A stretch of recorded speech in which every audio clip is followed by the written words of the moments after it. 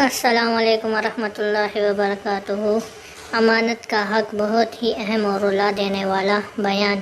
مولانا ابراہیم دیوالا صاحب کی بہت ہی اچھی کارگزاری، ماشاء اللہ۔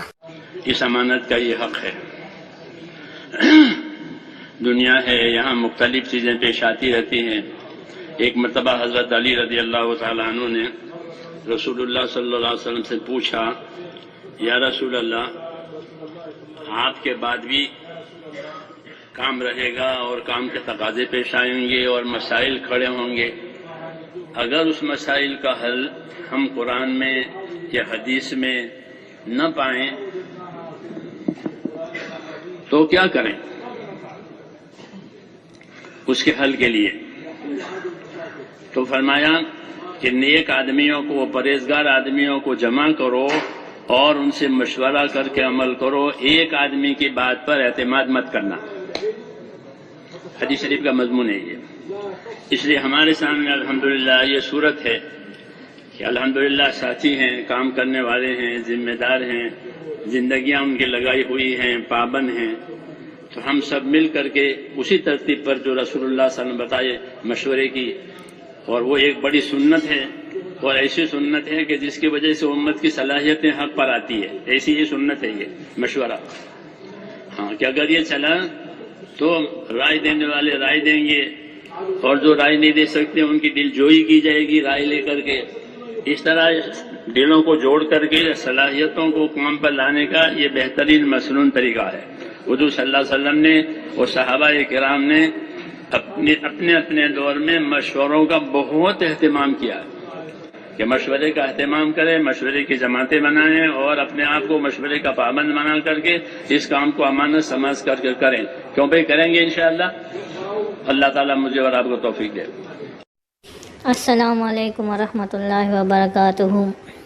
تو بھائیوں اور بہنوں، مولانا ابراہیم صاحب کی آواز میں بہت ہی اچھی کارگزاری اور چھوٹا سا شارٹ بیان ریکارڈ کیا گیا تھا، جس میں ابراہیم دیوالا صاحب نے اچھی باتیں اور کارگزاری کی ہے۔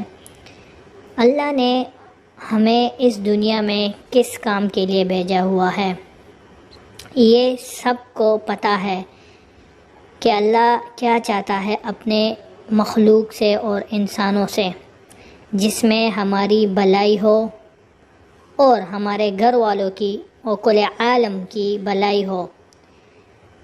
تو ہمیں دین کا کام مسلسل کرنا چاہیے، چاہے جو بھی ہو، محنت، مشقت، سب طریقوں سے دین کا کام کرنا چاہیے۔ بھائیوں، جس طرح ہم اپنا ٹائم اپنے ہر ایک کاروبار کو، کام کو، بچوں کو، بیوی کو، فیملی کو دیتے ہیں، اس طرح اللہ کے رسول نے بھی فرمایا ہے کہ آپ لوگ بھی اپنا ٹائم دین کو دو۔ کم سے کم ہم لوگوں کو مہینے میں 2 سے روزے لگانے چاہیے، ہم کو اللہ کی راہ میں نکلنا چاہیے، چلہ لگانا چاہیے، 4 مہینے لگانا چاہیے، جس سے ہماری زندگی بدل جائے، اور اسی میں ہی ہماری کامیابی ہے۔ اگر آپ دیکھیں کتنے انسان آئے، کتنے انسان چلے گئے اس دنیا سے، جنہوں نے نیک کام کیے اور نیک کاموں کی طرف توجہ دیا، وہی لوگ کامیاب ہو گئے، اور آخرت بھی ان کی کامیاب ہی رہتی ہے۔ تو اس باتوں پر ہم کو غور کرنا چاہیے۔ جب ہم غور کریں گے تو دین اور دنیا و آخرت ہماری کامیاب ہو جائیں گی۔ ہمیں سبق حاصل کرنا چاہیے۔ یہی کام ہمارے پیغمبر رسول صلی اللہ علیہ وسلم نے کیا، اور انبیاء نے کیا، صحابہ کرام نے کیا، جس میں ہماری کامیابی ہے۔ تو اللہ ہم سب کو دین کے کام کرنے کی توفیق عطا فرمائے۔ آمین ثم آمین۔